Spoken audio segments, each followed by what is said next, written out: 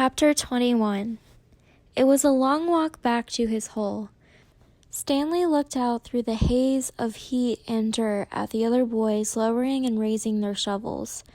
Group D was the furthest away. He realized that once again he would be digging long after everyone else had quit.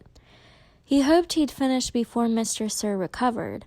He didn't want to be out there alone with Mr. Sir. "He won't die," the warden had said, "unfortunately for you."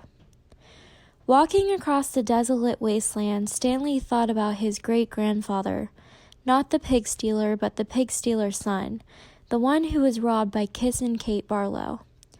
He tried to imagine how he must have felt after Kissin' Kate had left him stranded in the desert.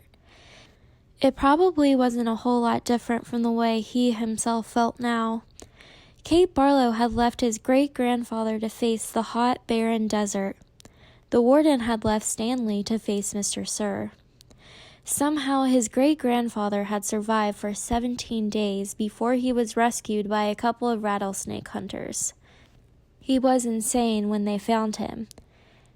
When he was asked how he had lived so long, he said he found refuge on God's thumb. He spent nearly a month in a hospital. He ended up marrying one of the nurses. Nobody ever knew what he meant by God's thumb, including himself.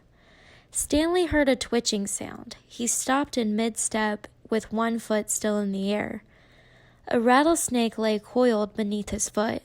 Its tail was pointed upward, rattling. Stanley backed his leg away, then turned and ran. The rattlesnake didn't chase after him. It had rattled its tail to warn him to stay away. "Thanks for the warning," Stanley whispered as his heart pounded. The rattlesnake would be a lot more dangerous if it didn't have a rattle.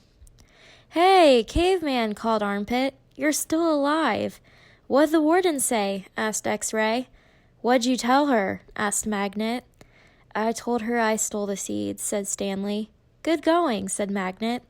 "What'd she do?" asked Zigzag.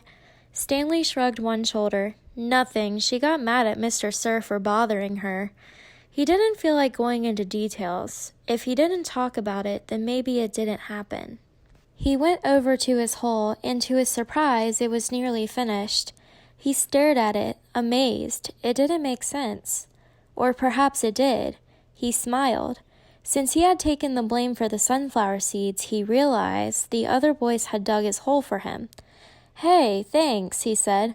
"Don't look at me," said X-Ray. Confused, Stanley looked around, from Magnet to Armpit to Zigzag to Squid. None of them took credit for it. Then he turned to Zero, who had been quietly digging in his hole since Stanley's return. Zero's hole was smaller than all the others.